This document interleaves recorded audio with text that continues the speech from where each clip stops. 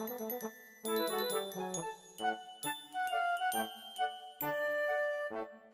everyone, I am Vinay Pathak and welcome to Rusty Reads. Yay! Yay! Today we begin episode 3 with the chapter When You Can't Climb Trees Anymore from Ruskin Bond's Adventures of Rusty. I will be joined by my friend Shriya. Hi Shriya. Aisha. Hi Aisha. Yashaswini and of course Hello. Mr. Hawaii Ayush. Hello, hello. सबको प्रणाम करो बेटा, सबको नमस्ते करो. Very good. This We all know is we all know that storytelling has the power to let children's imaginations flow. Now more than ever, India's children need access to digital learning to continue their education. You can help today. Click on the link in the description below, and if you can, with whatever you can, donate to our partner, Teach for India, and sponsor a device for a child. So join us today for some joy at the end of a strange year. Strange times often breed fun adventures, and this story illustrates one of the many adventures of Rusty. So here we begin.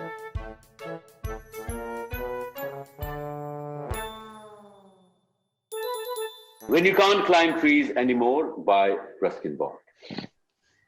A year later, I found myself sitting in a taxi that was headed for Dera. Though I was happily ensconced in Mussoorie, I would miss Dera once in a while and be reflecting back on the many years that I had spent there. I decided to visit the town every now and then to put my restless thoughts and memories to rest. When I finally got there, I felt a bit lost. Now what? What exactly did I want to do in Dera? None of my old friends had stayed back in Dera. Neither did I have any relatives there.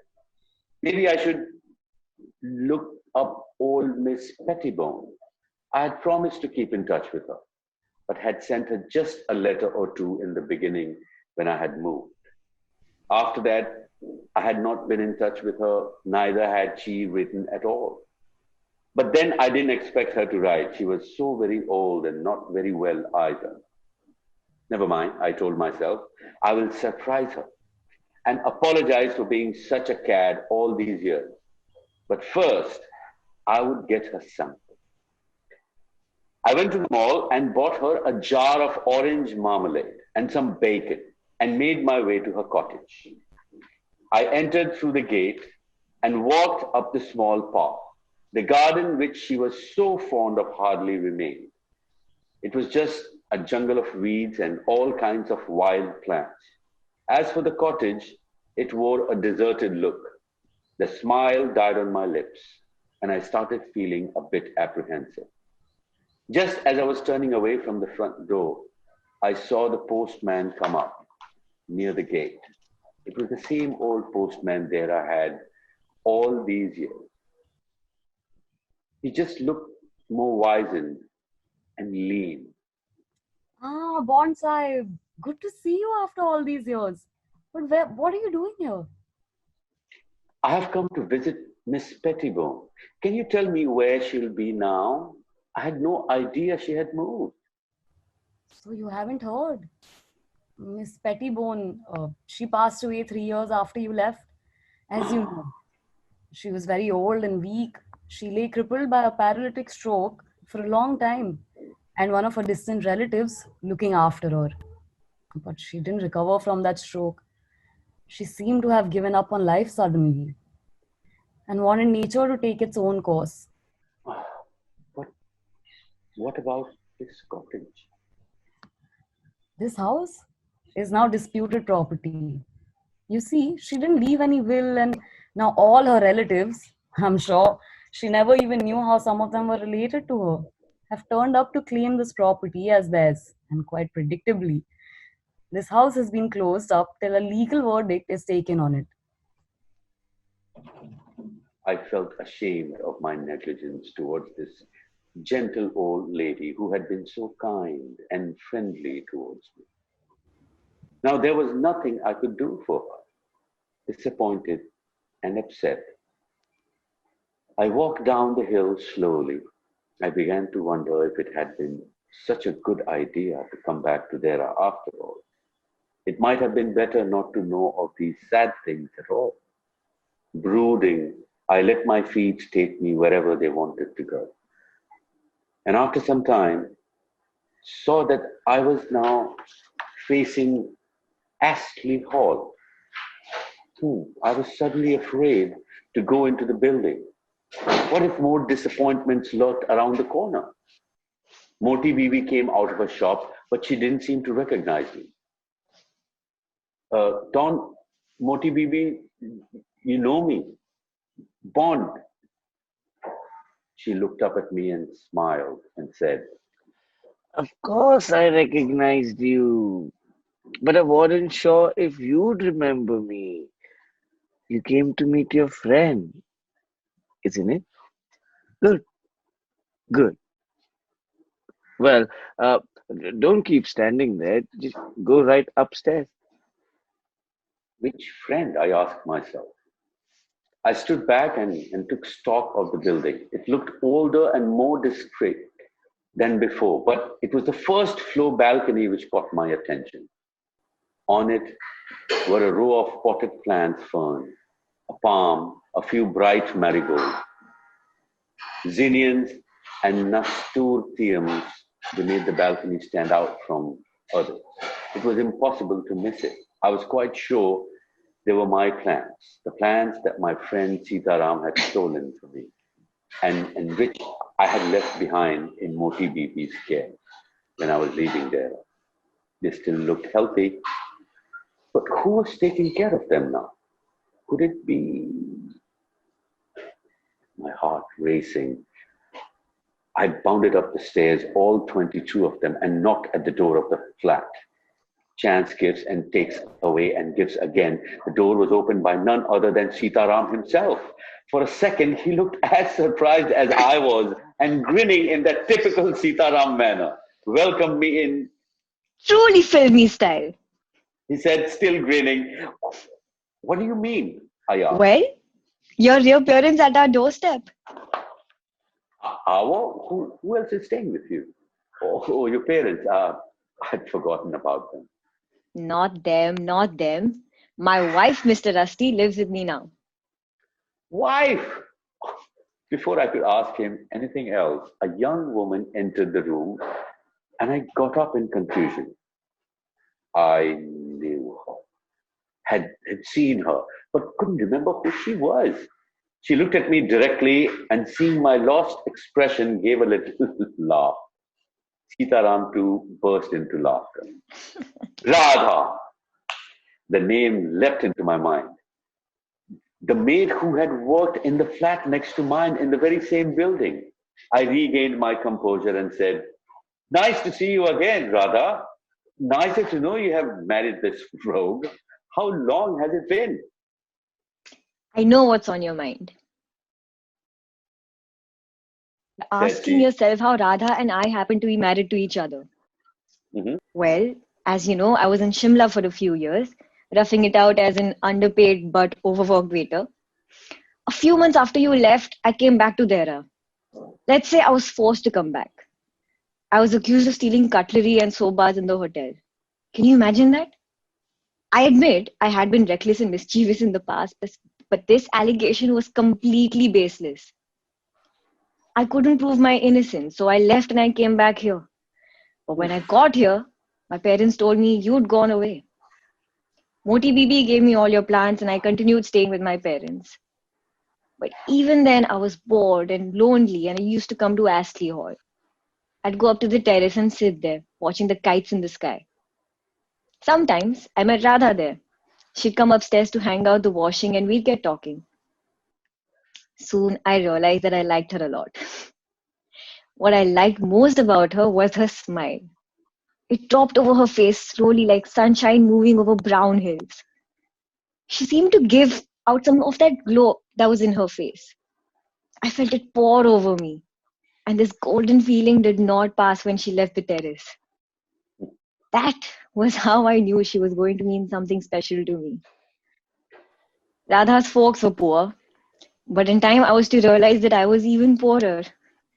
When I discovered that plans were afoot to marry her to a widower of 60, I plucked up enough courage to declare that I would marry her myself. But my youth was no consideration. The widower had a generous gift of money for Radha's parents. Not only was this offer attractive, it was customary. What had I to offer? Nothing. I did not even possess a job that would take care of our basic needs if we got married. Nor did I have rich parents or relatives to speak and act on my behalf. I thought of running away with Radha. And when I mentioned it to her, her eyes lit up. She thought it would be great fun. Women in love can be just as reckless as men. She did not even seem to worry about where we would go and how we would live. There would be no home to crawl back to for either of us.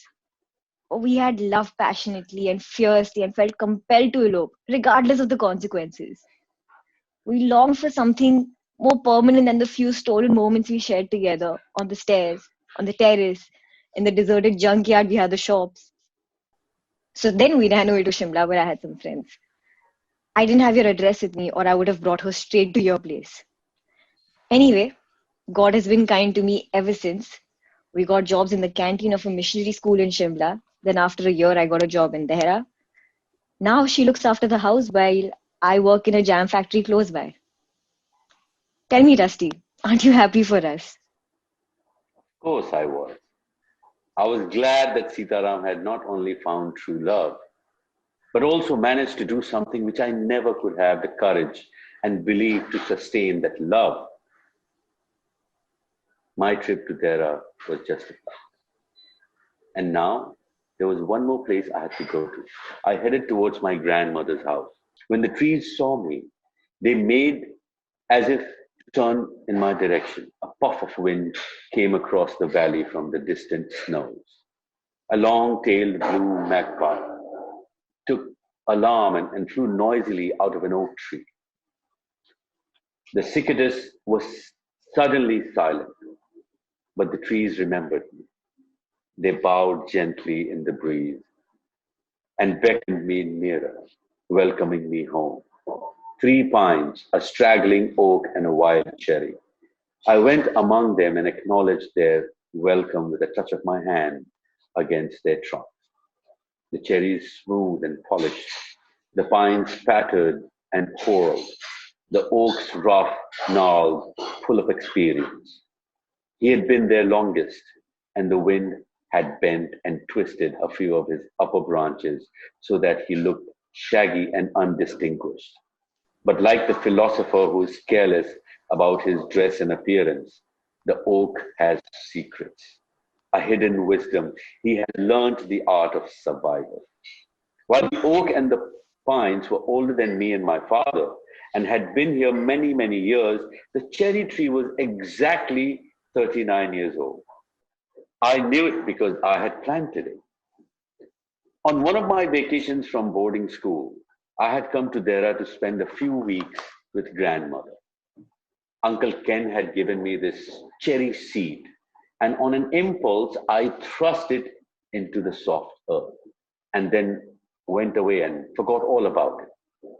A few months later, I found a tiny cherry tree in the long grass. I did not expect it to survive, but the following year it was 2 feet tall. And then some goats ate its leaves, and a grass cutter's scythe injured the stem. And I was sure it would wither away, but it renewed itself, sprang up even faster. And within 3 years, it was a healthy, growing tree, about 5 feet tall. After grandmother's house was sold, I left Dehra for a while, for some years forced by circumstances, but I did not forget the cherry tree. I thought about it fairly often, sent telepathic messages of encouragement in its direction. And when several years ago I returned in the autumn, my heart did a somersault when I found my tree sprinkled with pale pink blossoms. And later, when the fruit was ripe, the tree was visited by finches, tits, bulbuls, and other small birds, all come to feast on the sour red cherry. That summer, when the house was standing empty, I think it was between owners, I spent a night on the pine knoll, sleeping on the grass beneath the cherry tree. I lay awake for hours listening to the chatter of the stream and the occasional tonk tonk of the night jar and watching through the branches overhead, the stars turning in the sky, and I felt the power of the sky and the earth and the power of a small cherry seed. Now I stood on the grass, verged by the side of the road, and looked over the garden wall at the old house. It hadn't changed much. There's a little anyone can do to alter a house built with solid blocks of granite brought from the riverbed. But there was a new outhouse and there were fewer trees. I was pleased to see that the jackfruit tree still stood at the side of the building, casting its shade on the wall. I remembered my grandmother saying, "A blessing rests on the house where falls the shadow of a tree." And so the present owners must also be the recipient of the tree's blessings. At the spot where I stood there had once been a turnstile, and as a boy I would swing on it, going round and round until I was quite dizzy. Now the turnstile had gone and the opening walled up. Tall hollyhocks grew on the other side of the wall. What are you looking at? It was a disembodied voice at first. Moments later, a boy stood framed between dark red hollyhocks, staring at me. It was difficult to guess his age. He might have been 12 or he might have been 16. "I'm looking at the house," I said. Why? Do you want to buy it? "Is it your house?" It's my father's. And what does your father do?" He's a colonel. "Only a colonel." Well, he should have been a brigadier by now. I burst out laughing. It's not funny. He said. Even mummy says he should have been a brigadier. It was on the tip of my tongue to make a witty remark. Perhaps that's why he's still a colonel. But I did not want to give offense. We stood on either side of the wall, appraising each other. "I used to live here once. Oh, Many years ago, when I was a boy, younger than you, until my grandmother died, and then we sold the house and went away." He was silent for a while, taking in this information. Then he said, and you'd like to buy it back now, but you don't have the money? "No, I wasn't thinking of buying it back. I wanted to see it again, that's all." "How long have you lived here?" Only 3 years. He smiled. He's been eating a melon and there was still juice at the corners of his mouth. Would you like to come in and look once more? "Wouldn't your parents mind?" Oh, they've gone to the club. They won't mind. I'm allowed to bring friends home. "Even adult friends?" Wait, how old are you? "Oh, a little old but feeling young today. And to prove it, I decided I would climb over the wall instead of going in by the gate. I got up on the wall all right, but had to rest there, breathing heavily, middle-aged man on the flying trapeze. I muttered to myself. Let me help you," said the boy and gave me his hand. I slithered down into a flower bed, shattering the stem of a hollyhock. As we walked across the grass, I noticed a stone bench under a mango tree. It was the bench on which my grandmother used to sit when she tired of pruning rose bushes and bougainvilleas. "Let's sit here," I said. "I don't want to go inside."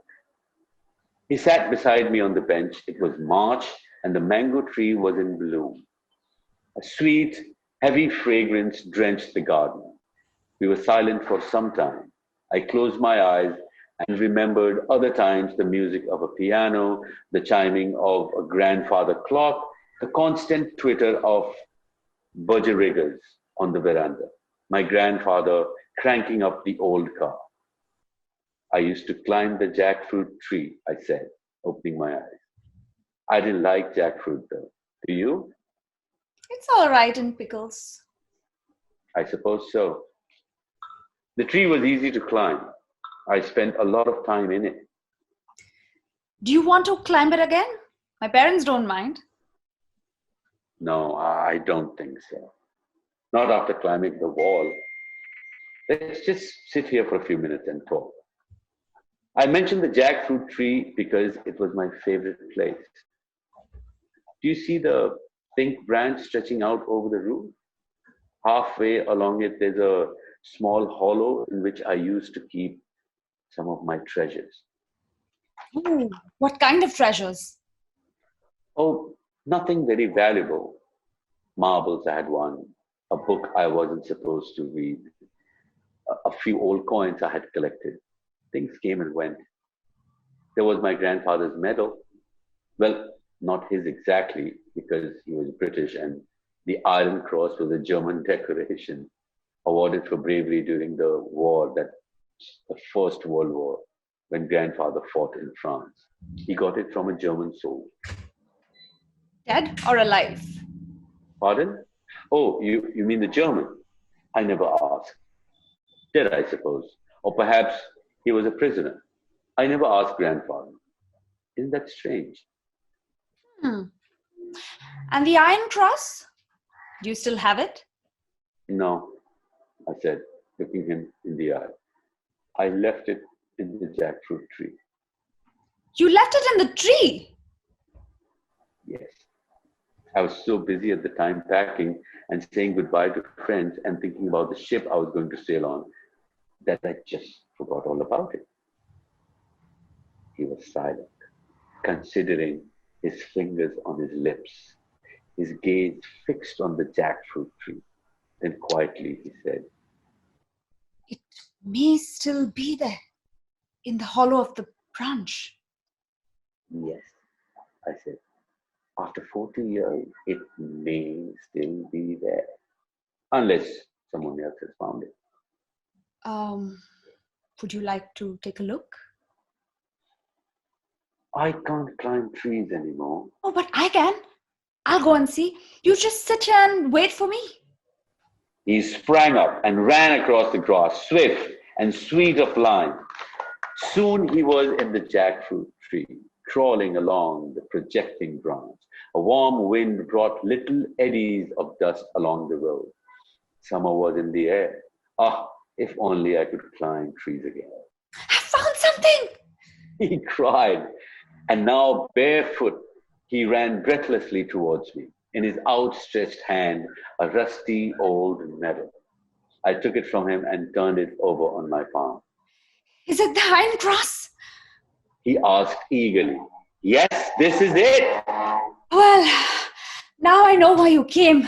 You wanted to see if it was still in the tree.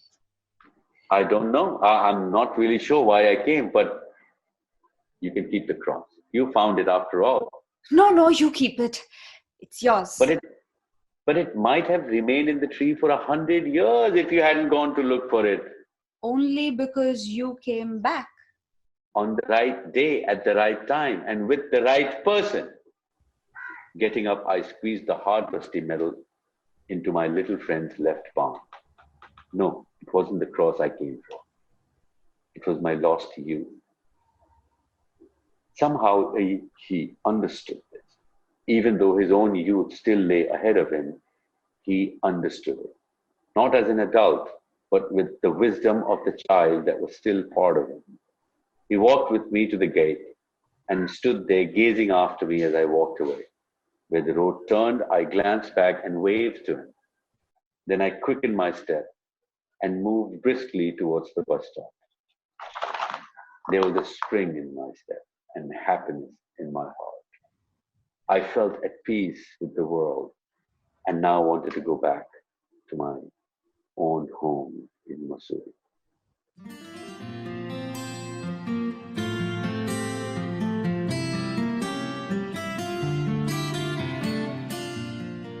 Hi, thank you so much for watching, and we really hope that you enjoyed the video. Ruskin Bond is one of my all-time favorite authors. His writing gives me a lot of joy, and if you want to watch more of these, You'll have to donate right now, and then we'll keep coming back and giving you more of such sessions. It is for a cause, and the cause is noble, and the cause is necessary.